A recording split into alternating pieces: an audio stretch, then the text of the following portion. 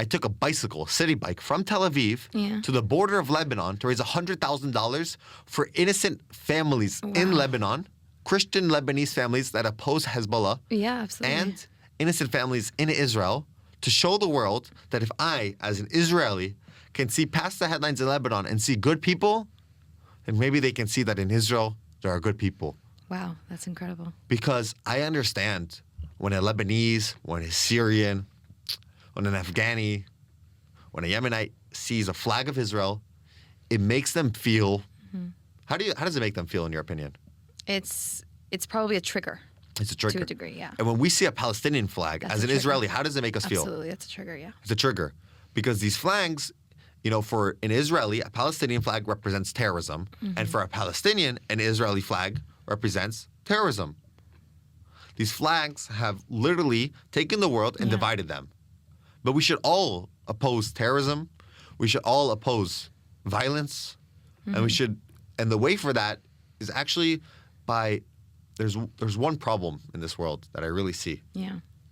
Everyone screams free Palestine. Everyone goes out to the streets of America, they scream free Palestine. But as a Zionist, I say free Palestine, but it means something completely different. From Hamas. Free Palestine from Hamas. Absolutely. Free Palestine from terrorism. To any innocent person in Gaza, I wish for them. I really do. They're just as human as me. We were all born the same. We were all born the same people, but we came out different because of the education. Absolutely. And here in Israel, people are not taught to hate Muslims. Correct. Because we live by them. Absolutely. There are no Jews in Gaza. They have never met a Jew. So they've been taught to hate a Jew, but they've never met one. And that's my mission. Through my videos, for people to meet each other. Yeah. In a week, I'm going to host a dinner with 5 Jews, 5 Christians, 5 Muslims. Oh, this is like exclusive information. This is a video yet to come. Yeah. Ooh, I love it. Awesome. ILTV exclusive, a new project coming up. Wait, so did you, is that set up already, or you're just going to go out to the street and find your people? I don't know yet, but I made a post about it because I just hit 100,000 followers. Congratulations.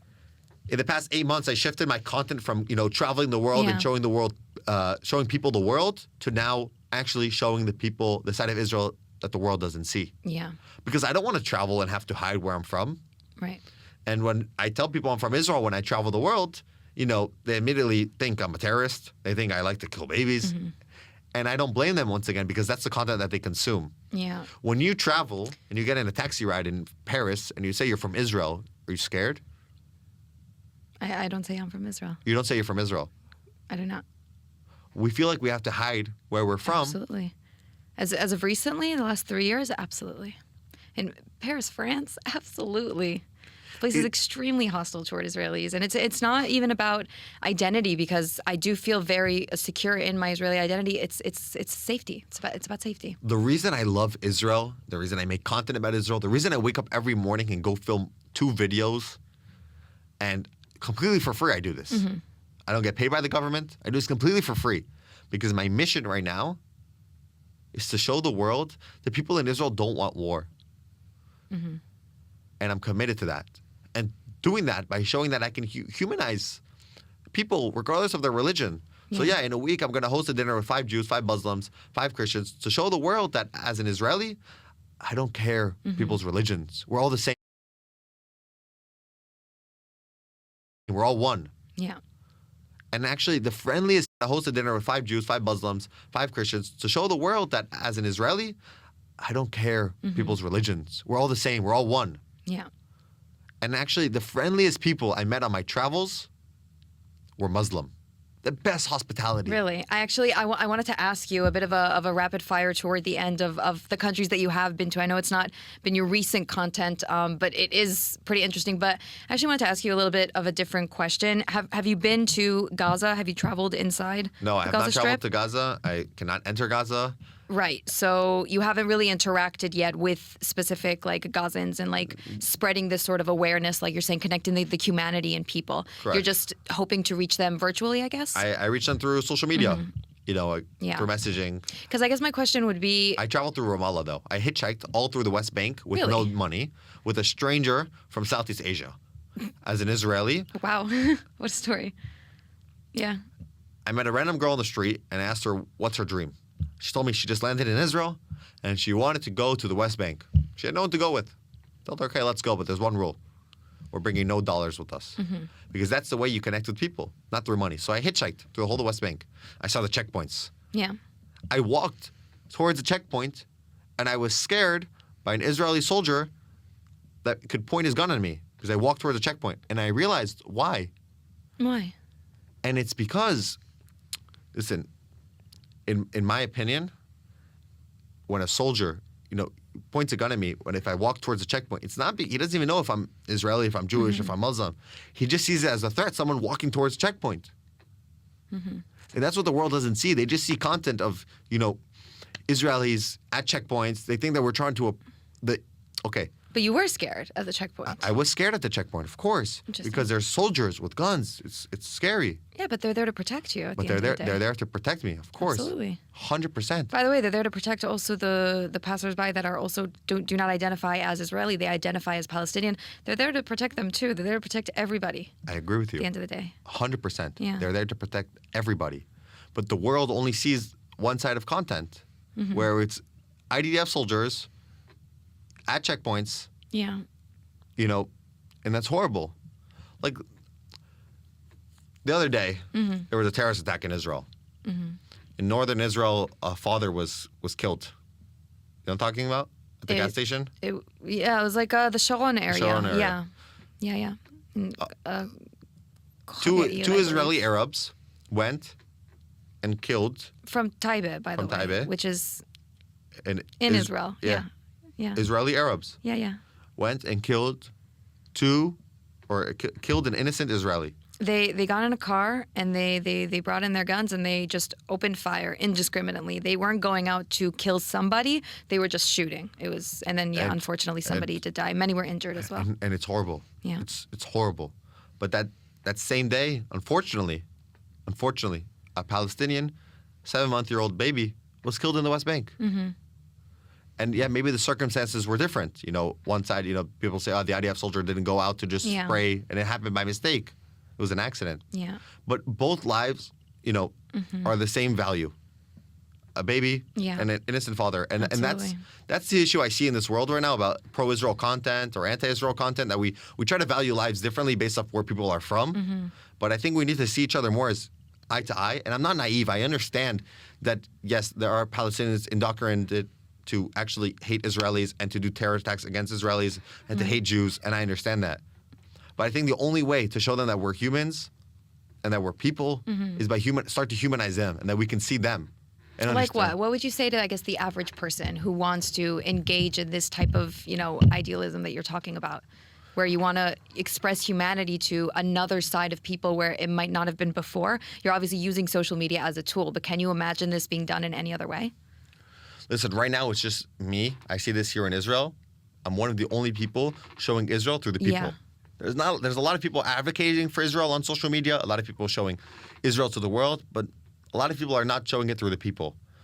So hopefully one day I'm going to be able to build a team of Jews, of Christians, of Muslims that are able to make content that's wholesome, that's loving, that's just spreading love and peace. For example, going out and saying Shabbat Shalom and giving flowers to Muslims. Yeah. Those videos reach hundreds of thousands of views, and it makes people feel a certain way, emotion. Makes people smile. It makes people smile. Yeah. It makes people feel happy. It makes people feel connected. It makes people actually see these people that are families and say, wow, maybe I don't hate them. I just haven't seen the side of them. People hate Israelis because they only see one side, which is IDF soldiers and political leaders like Ben Gvir and Netanyahu. And they say, okay, those this is Israel. Bad actions represent every single person in Israel. Correct. But I, as an Israeli, when an Israeli Arab goes and murders my friends, I don't hate every Israeli Arab. I have friends that are Israeli Arabs. I don't generalize them. So if I, as an Israeli, don't generalize Arabs, don't generalize Palestinians, don't generalize Muslims, then just maybe, they can see me, they can understand me, maybe won't generalize me. Interesting. So at the end of the day, Tal, at the end of it all, why do you do it? Like, I understand, the mechanisms and the desire, but at the end of the day, you're going out there, you're putting out your content, you're doing your thing. Why are you doing it? Because no one is doing it. And if I'm not going to do it, no one is going to do it. Yeah. And I went and I traveled the world. I gained the experience of seeing people eye to eye. I went to places people told me not to go. I went to the most... Like what? I lived with the last remote Amazon tribe in the world, and I raised $10,000 for them within 24 hours and built them a village. I went and I lived through northern Pakistan. I met members of the Taliban, and people told me not to go to Pakistan because everyone there is a terrorist, and the friendliest people I met on my travels were Pakistanis. Wait, rewind. You did meet people from the Taliban? Yes, of course. I was in... That is a terrorist organization, Yes, they are, and I don't support them in any way. But I hitchhiked with people who told me that they're part of Taliban. And you did not reveal your identity? Because even an American passport is not very helpful in that sort of situation. And sometimes I didn't tell them I was American. You were Talal? Yeah. Wow. For 1 year. Wow. I went by a completely different identity. And when I tell you I went to Pakistan, what does that mean? Everyone can go visit Pakistan if they wanted to. I went to Pakistan with no plan and not a single dollar. So that meant I slept with locals, I slept with strangers. I went every night to a new hotel, offered to make them a video. Basically what I would do is I would walk into a business, a restaurant, a hotel, and say, hey, I'll shoot you a short promotional video. It'll take me 5 minutes to film, 2 minutes to edit. I had these pre-made templates that I've created. I knew how to film and edit fast. And I'll make you a great video for your business that you can use on your own pages. Nothing to do with my Instagram. My Instagram at the time, wasn't about traveling, was just, I was just showing the world, different places I like to visit. And my goal, actually, Devo, I'll be honest. I had this dream of becoming a travel YouTuber and showing people the world, telling people that you don't need money to travel, you just need a passion. But then my dream was shattered when I realized that when I travel to all these places, I have to hide that I'm Jewish and I have to hide that my mother's from Israel. Yeah. And I don't want to have to hide that anymore. I don't. And that's why I do what I do. Yeah. And when I go, and now I can't travel. I can't. I'm scared to travel. Really? Yeah. After all that time? Yeah. Interesting. And so now you're in Israel, and this is where home base for now? I made Israel my home base, and I've devoted the past 8 months of my life, stopped traveling, stop crazy adventures. I've done the craziest things. I rode the most dangerous train in the world. I rode it with refugees from Mali, from Sudan, across the Western Sahara Desert. 15 hours on an iron ore train with coals. Yeah. And it was great. Like I lived the craziest experience. The craziest experience of my life. Yeah. I was doing the most extreme things. And I can show the world that. Look how amazing the world is and people are. But there was one issue. They asked me, what's your name? Where you're from? We had conversations. And I could continue hiding that. But I don't want to hide that anymore. So you find yourself in a place where you're traveling and then suddenly there's something underlying here and you're like, I want to address this. I want to tackle this. And now I'm going to make that my new mission. Now this is the content that you're putting out because of your experiences. Exactly. All the hate that I saw. Okay, I traveled through northern Pakistan, okay? Yeah. The most remote regions in the world with a skateboard. Okay, no plan, a backpack, a skateboard alone. Yeah. I was traveling through northern Pakistan. All of a sudden, I see an Israeli flag. No way. Wow, an Israeli flag in northern Pakistan. And I get closer and closer to it, and I realize it's on the floor. And I said, wow, isn't that crazy? In northern Pakistan, they put a flag on the floor. They hate this country so much. They don't even care for innocent Palestinians anymore. They just want to destroy Israel. Right. Imagine a child in Pakistan growing up right now. He just sees a flag of Israel on the floor. He's immediately going to step on it. He's immediately taught to hate it. And that's the issue of this world right now where we're living in. And yeah, I can't do this alone. I need a team. Whoever's watching this podcast, if you believe in my mission right now, let's team up. Let's make the world a better place. Because now honestly, is the time, guys. Now is the time. If we want a better future for our kids, we need to, and I'm not naive. I understand. I really do. I really do understand that a lot of Israelis see it as hard to make peace with Palestinians, to live in coexistence. I understand. I hear them. Their friends were murdered on October 7th. I hear them. But also for Palestinians, it's also hard in their eyes because they had friends that were also killed, unfortunately. I have people in Gaza that I know that unfortunately their homes were destroyed. Yeah. Whether you want to blame Hamas for it, whether you want to blame the IDF for it. This is the reality. This is the their reality. People on both sides have dealt with so much pain and so much hate. But what do you say, for example, to, I guess, a lot of the people who were murdered on October 7th were the citizens of the Gaza envelope, all of the kibbutzim there. And quite a few of them, many, huge voices, advocates for peace with Palestinians, so much so that some of the people that were murdered were transporters. They would transport Gazans from the border. They would bring them in their car, take them to Israeli hospitals to get them treated. Like there was a huge desire, especially the people living in that area, and there was no discrimination. It didn't matter what you believed in. Those were the targets of Hamas, and at the end of the day, there were a lot of Gazan civilians as well who also stormed the border. So, like, what would you say to that? I know you're saying that you're not naive and that you're aware of the situation, but that's a bit of a hurdle in your message, is it not? It's super hard. It's a huge hurdle because how can I expect an Israeli to see Palestinians as people after they've, experienced October 7th, Right. after, their friends were murdered, after people that were advocating for peace and a better future were murdered for that? Correct. But there are people, and I know it, there are people in Gaza, there are people who consider themselves Palestinians, that advocate for peace. And those people give me hope.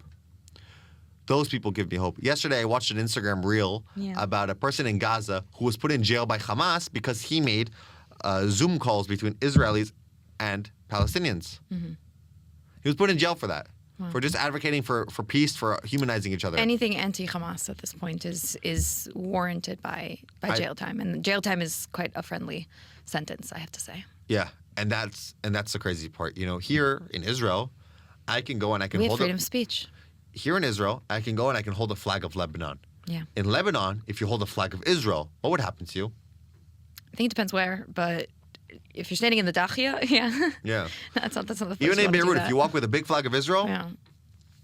Especially now, Especially that's now. a bit sensitive, yeah. but I can walk with the flag of Lebanon because I love the Lebanese people. We share so much culture, Yeah. so much food. We love to dance. We love to party. Yeah, it's true. We do have very, very similar I cultures. love the Lebanese people. I love Yeah. the Syrian people. I wish the future of the Middle East is for all of us to come together, to dance together, to sing together. Amen. Amen. But it's hard. It's really hard. And I think the battle is not by attacking on social media and saying, oh, Palestinians did this, it's horrible what they did, or Israelis did this, it's horrible what they did. It's just saying, listen, both sides have gone through so much, and for a better future, we need to take this upon ourselves to just inspire young people. The future is people like me Yeah. who are 20, who are young Even younger, yeah. and even younger. There are schools in Israel where it's only Arab schools where they've never met, Jews. So we need to be living in a society where people can meet each other. I don't understand. How can you love someone or hate someone if you've never met them? That's a good question. So we need to start meeting each other more. And it's going to be hard. It's going to be hard for a Palestinian to meet an Israeli, and it's going to be hard for an Israeli to meet a Palestinian. But there are people right now in the world, here in Israel, who are still devoted to that mission. And yes, it's optimistic because it's hard. Yeah. It's hard because, you just see content of, how horrible Islam is. A lot of people, they hate on Islam because they think it's a religion of hate. Because that's what the content that they see. Right. But there are people. But it's a very small group of radicals inside a massive, massive religion that is mostly moderate. Exactly. Especially in the Gulf countries, the cooperation between Israel and the Gulf countries in these recent attacks by Iran was incredible. To the likes that we've never seen before. We're talking about Bahrain, the UAE, Kuwait. They've all shown that not only are they moderate Muslims, they are the majority over there. When people call me a Zionist, they think that I hate Palestinians. They think that I hate Muslims. Yeah, Zionism is considered a slur today. This word of Zionism. Zionist has become a slur. It's crazy. But actually, I just wish for the Jewish people to be able to live here And I feel like we have all these conversations right now, see on social media. This place was promised to me 3,000 years ago, or no, this land, you know. Okay, I get like the comments on one of the videos the ILTV posted. This joke was promised to them 3 years ago, 3,000 years ago. I love that one. It's my favorite comment. The thing that my message to the world right now, to anyone who What is your message, Tal? What is your message? To anyone who sees content about Israel, content about Palestinians, is that we need to come together, all of us, to understand that, you know, both sides have been, you know, so affected, and we need to just start spreading light and love to people, no matter who they are, because that's the only way for a better future. Unfortunately, people don't see that. Unfortunately. No, unfortunately, people don't see that. Yeah. And one video at a time, don't you think? Yeah, one video at a time, but one person at a time, slowly. One person at a time can make a future, but I want to tell you something. Yesterday, I had a phone call with a Pakistani, and I told her, "Hey, I'm in Israel right now, and I just want to speak to you. Let's talk." She says, "No, this land is not yours. It's not. You occupied Palestine." Yeah. I feel like right now we're in this world where it's like, you know, everyone blames Israelis for living here because they said that they occupied lands of Palestinians. Unfortunately, yes, there were Palestinians here in 1948. They were exiled. It is sad, but that's how countries were created. Correct. How was Pakistan created? I'm actually not too well versed in the history of many Pakistan. Hindus were murdered. Yeah. By Pakistanis. By Muslims. By extremist Islamists. Yeah. I feel like the only way for a better future of the Middle East is if the people that come together, it shouldn't be Israel or Palestine. That should not be the conflict right now. It should be people that want to fight extremism and people that want to support a better future for our kids. Right. You know, listen, as an Israeli, that is what it is at the end of the day. I stand with the women in Afghanistan that right now they have to, you know, wear full covering. I stand with them. To the people in Iran, I love them. Of course, they're good people. And sisters. I have a phone call every week with a friend in Iran. Every week we get on an Instagram phone call. She would probably be killed. There was an internet blackout like not long ago because imposed by the Islamic regime. Of course, but and you were getting through to people despite that. Wow. Yeah, right now every week I have a phone call with a girl that reached out to me on Instagram. We talk every week. We talk about life, not about politics. I show her Tel Aviv. She shows me Tehran, and we're like, hey, one day hopefully we can meet each other. And she's 22, I'm 20, and and that's the hope in the Middle East. It's like seeing people past headlines, past what we're taught, and just saying, okay, listen, there are people everywhere in the world. Yeah. And, you know, it's hard. It's really hard, and it's a battle that, you know, I'm fighting every single day. I wake up every single day, and I think, how am I going to make a video right now that is really going to make people feel optimistic and hopeful? Well, I can tell you that from the videos of yours that I saw, definitely puts a smile on people's faces. I think that the work that you do is not only so important, but it's actually it's doing what it needs to be doing. And I can tell you from an outsider perspective that whatever it is that you're hoping that your content will achieve, I think that it's doing so tenfold. And we are almost out of time.